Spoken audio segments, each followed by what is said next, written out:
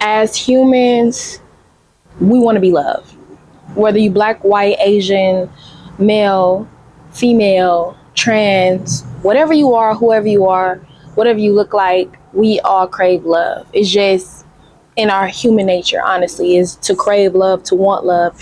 And with that craving, it could come with a lot of hardships and heartbreak because we tend to ignore a lot of red flags. And I'm about to tell you guys 5 red flags we ignore for the sake of love. So let's get straight into it. Number 1, bad communication. Look, I don't care who you are, what you do, where you at.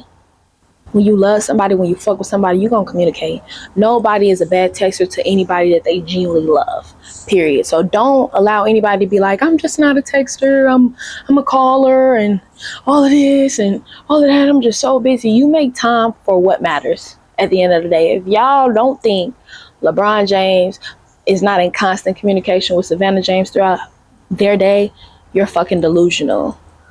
You're fucking delusional. He's busy as fuck, always playing long games, constantly out of state, constantly traveling. If you think they're not calling every bit of his free time, you're delusional. If you don't think they're not in constant communication throughout the day, you are delusional. You are delusional. I don't care what kind of attachment style you have or trauma you have. When you love somebody, when you fuck with somebody, when you care, you don't want to go a day without contacting them. So if anybody is comfortable with going a day or consistently going hours without talking to you, without clear communication, they don't fuck with you like that. It's not, how hard is it to say, hey, I'm finna be busy today. Hey, I'm finna do this. Hey, I'm going here. Hey, I got work today. I'm gonna text when I can. How hard is it to say that? So if it's so easy for me, it's so easy for you. Know that it's so easy for them. Nobody on this earth is different or better than nobody and can just be alone longer and better than anybody else. No, they just don't care for real. Next red flag we tend to ignore. Inconsistent effort. Inconsistent effort. Again, you make time for what matters. You make time for what you care for. And if you are feeling like this person is not constantly attempting to talk to you or see you or hear from you, or you know what I'm saying, hear you out, like 9 times out of 10 they're not that interested and you're not really a priority, honestly. For example, I used to talk to this one boy last year. It was a very toxic situation, honestly, but I talked to him for damn near 2 years, honestly, y'all. And he was in school, I was not. And the first year he had came back from spring break, we spent the entire week together. I felt very prioritized. I felt like he cared. I felt all these things, you know what I'm saying? And then every break after that, it was slowly but surely him pulling away. It went from literally the first year of us, you know, communicating, spending the whole spring break together, to the next year, I think I saw him for 1 day. Like literally. And it's not because he's so busy all of a sudden and he just want to be with his friends all of a sudden. It was because I just wasn't a priority and he truly didn't care. And it's that simple. It ain't difficult. It ain't people this, people that. He has to do this. Plain and simple, I was not a priority. And in fact, I was in rotation. Like he just did not care. And that's just life. And you just got to accept it. And you know what I'm saying? That shit really happens. It's real and it's true. Next, controlling behavior. Control is not love. Power is not love. If somebody feel like they have to have full control over your phone, full control over your life, your day, your activities, what you eat, who you know, who you meet, who you could talk to, outside of like a disrespectful way of like you flirting, you know what I'm saying? Like, okay, don't talk to your ex, cool. But like in a sense of like, you can't be friends with them, you can't hang out with them. I don't ever want damn, yo, my iPad fell. Or they're like, I don't ever want you hanging out with them. I don't ever want you to see them. Like, that's different, and that's very controlling, and that's not healthy, and that's not love. It's control. And they're 2 completely different things. Again, control is not love. Power is not love. So if they're just overly controlling, that is a huge red flag. Huge red flag. And I honestly say run. Next, disrespecting your boundaries. If they cannot respect your boundaries, can they really respect you?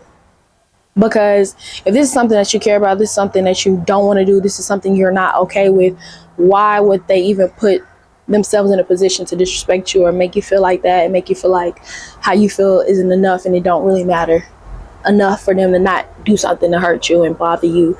You know what I'm saying? Like, when you love somebody, you care about all that shit. You think about all that shit. You thinking 3 steps ahead before you do and say anything. When you really love them, when you really care, when you really want to be with them, you're not going to put yourself in a position to lose them. So disrespecting people's boundaries is doing that. Like, again, if I say don't text my ex, that's the boundary. Don't text your ex, it's a boundary.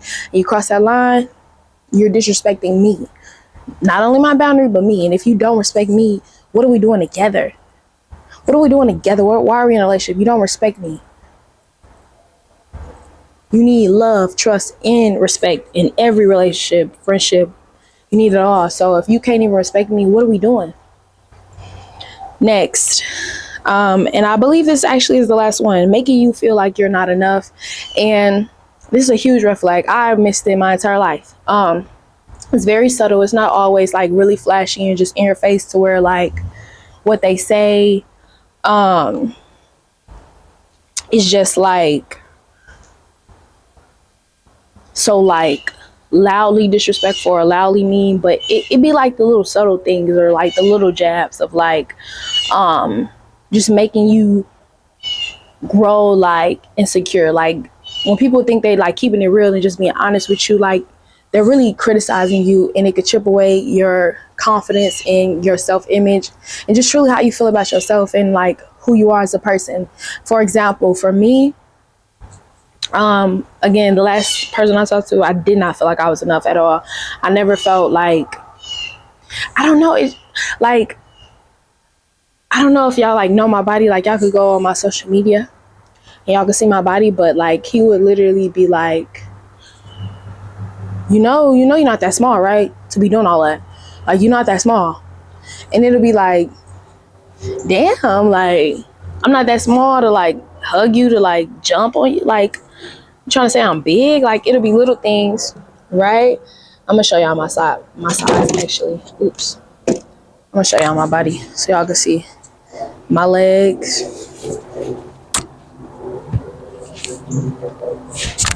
my arms. Like, he'll be like, you're not that small to be doing that, right? And then like, even before this, I was already working out, and like he would work out with me literally.